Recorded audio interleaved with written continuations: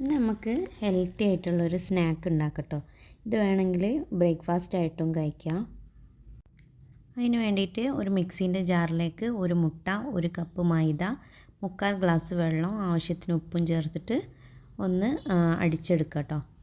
എന്നിട്ട് ഇതൊന്ന് ഒരു ബൗളിലേക്ക് മാറ്റി കൊടുക്കുക. ഇനി നമുക്ക് ഒരു പാൻ ചൂടാക്കാൻ വെച്ചിട്ട് ചൂടായി വരുമ്പോൾ കുറേശ്ശെ മാവ് ഒഴിച്ച് കൊടുത്തിട്ട് ഓരോ ദോശകൾ ചുട്ടെടുക്കുക. 2 ഭാഗവും മറിച്ചിട്ടിട്ട് 2 ഭാഗവും ഒന്ന് വേവിച്ചെടുക്കുന്നുണ്ട്. ഇനിയിപ്പോൾ നമുക്ക് വേണ്ടത് കുറച്ച് നട്ട്സാണ് കേട്ടോ. ഞാനിപ്പോൾ എൻ്റെ കയ്യിലുള്ള എല്ലാ നട്ട്സും എടുത്തിട്ടുണ്ട്. ഇനിയിപ്പോൾ അണ്ടിപ്പരിപ്പ് മുന്തിരി മാത്രമാണെങ്കിലും കുഴപ്പമൊന്നുമില്ല. ഇനി ഇതൊക്കെ ഒന്ന് കട്ട് ചെയ്തിട്ട് മാറ്റി വെക്കാം. ഇനി ഒരു സോസ് പാൻ ചൂടാക്കാൻ വെച്ചിട്ട് 1 ടേബിൾ സ്പൂണ് നെയ്യ് ഇട്ട് കൊടുക്കുന്നുണ്ട്. അതിലേക്ക് നമ്മൾ കട്ട് ചെയ്ത എല്ലാ നട്ട്സും ഇട്ടിട്ട് നല്ലപോലെ ഒന്ന് ഫ്രൈ ചെയ്തെടുക്കുക.